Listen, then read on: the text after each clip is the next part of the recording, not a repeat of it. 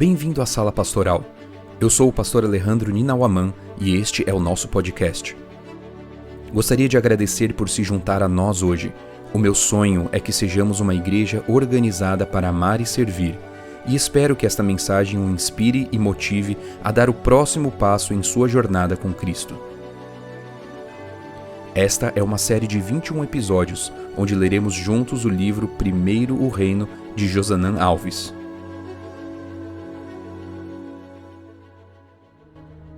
Capítulo 12. Minha maior herança. Todas as manhãs e tardes devemos apresentar nossos filhos a Deus como sua herança remida com sangue, ensinando-lhes que seu principal dever e privilégio é amar e servir a Deus. Ellen White. O que tenhamos de fazer pelo homem, façamos antes que seja homem. Theodore Roosevelt. Há alguns anos recebi um convite para o aniversário da filha de um casal de amigos. O convite logo me chamou a atenção.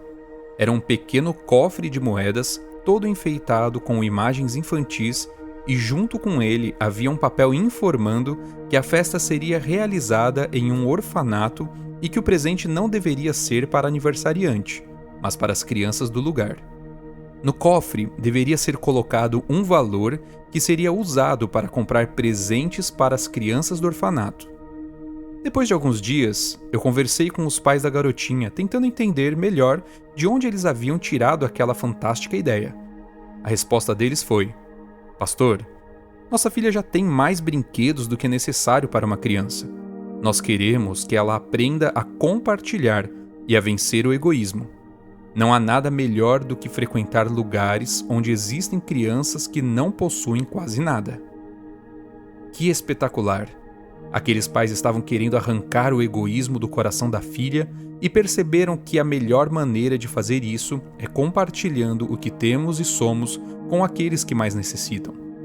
Na verdade, essa não é uma prática nova. Em 1890, Ellen White escreveu as seguintes palavras: Na dispensação judaica por ocasião do nascimento dos filhos, era feita uma oferta a Deus por indicação dele próprio.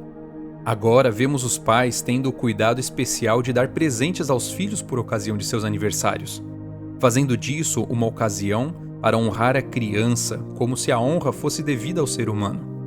Por ocasião de aniversários, os filhos devem ser ensinados que têm motivos de gratidão para com Deus por sua terna benignidade em lhes conservar a vida por mais um ano. Podem-se dar assim preciosas lições, pela vida, a saúde, o alimento, o vestuário, não menos que pela esperança de vida eterna. Somos devedores ao doador de todas as bênçãos e devemos a Deus o reconhecimento de seus dons e apresentar nossas ofertas de gratidão ao nosso maior benfeitor. Essas ofertas natalícias são reconhecidas no céu. A oferta natalícia deve ser uma oferta de gratidão, levada ao Senhor por ocasião do aniversário. Quando uma criança compartilha o que tem com crianças que nada têm, quando é educada a ver o aniversário como uma data para agradecer e não apenas para receber, ela está aprendendo duas coisas muito importantes: graça e serviço. Tenho visto com alegria o grande interesse que a igreja tem tido pelas novas gerações. Tem crescido a ênfase em formar uma igreja saudável espiritualmente, crendo que somos salvos unicamente pela graça de Jesus Cristo. Espero com expectativa ver uma nova geração de membros equilibrados e preparados para o encontro com o Senhor.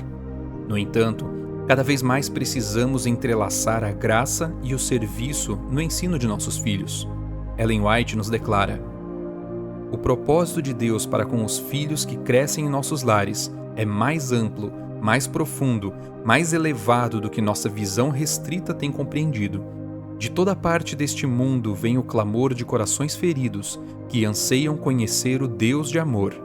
Recai sobre nós, os que recebemos este conhecimento, e sobre nossos filhos, a quem podemos transmitir, a responsabilidade de atender ao seu clamor.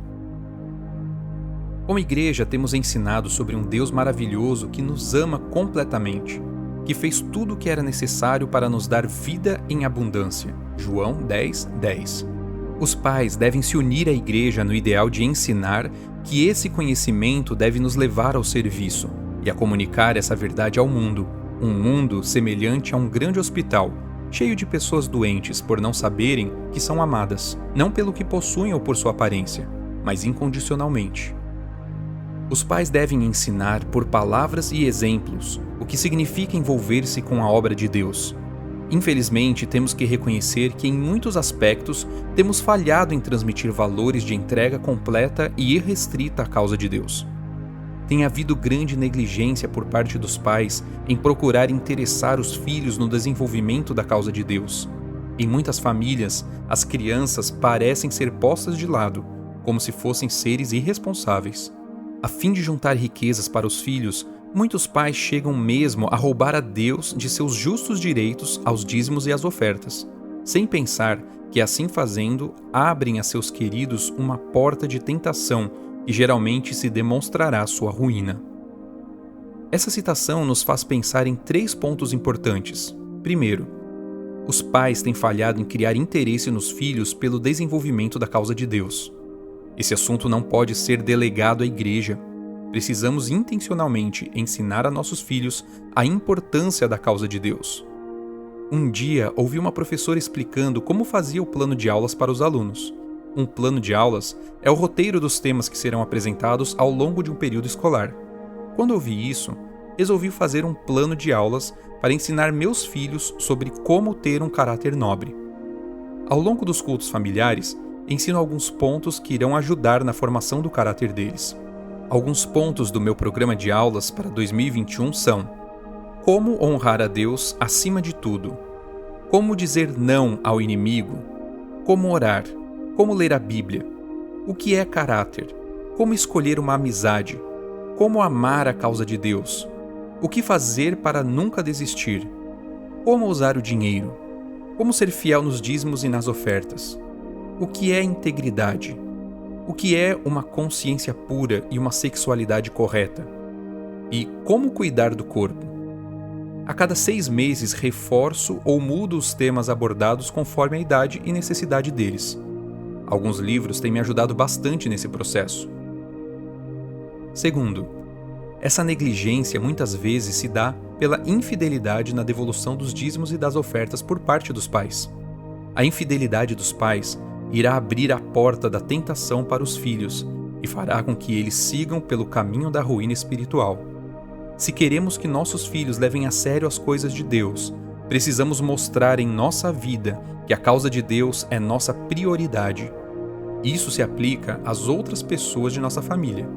Muitas vezes, nossos irmãos ou pais não levam a sério nossa decisão pela verdade porque eles próprios não percebem que realmente levamos a sério aquilo que professamos. Terceiro, as crianças não podem ser postas de lado em assuntos espirituais. Muitos adultos agem como se elas não tivessem nenhuma percepção espiritual. Isso é um grande engano. A vida espiritual das crianças é muito mais profunda que a da grande maioria dos adultos. Por esse motivo, Jesus nos desafiou a sermos como crianças. Certo dia eu estava viajando de férias com a minha família. Saímos de carro às 8 horas e a viagem iria durar entre 10 e 12 horas. Assim que entrei no carro, as crianças começaram a fazer a pergunta que aterroriza qualquer viagem em família. Papai, já está chegando? Minha resposta sempre era a mesma. Ainda não. Isso não as convencia e a cada 20 minutos repetiam a pergunta. Depois de um tempo, já um pouco irritado, respondi: vamos fazer o seguinte, não perguntem mais se já está chegando. Quando escurecer, é porque estamos chegando. Enquanto estiver claro, é porque estamos longe. Minha filha imediatamente respondeu: papai, quer dizer que quando ficar escuro nós chegamos? Sim, eu respondi. Ela então replicou: então vou orar para Deus fazer ficar escuro agora.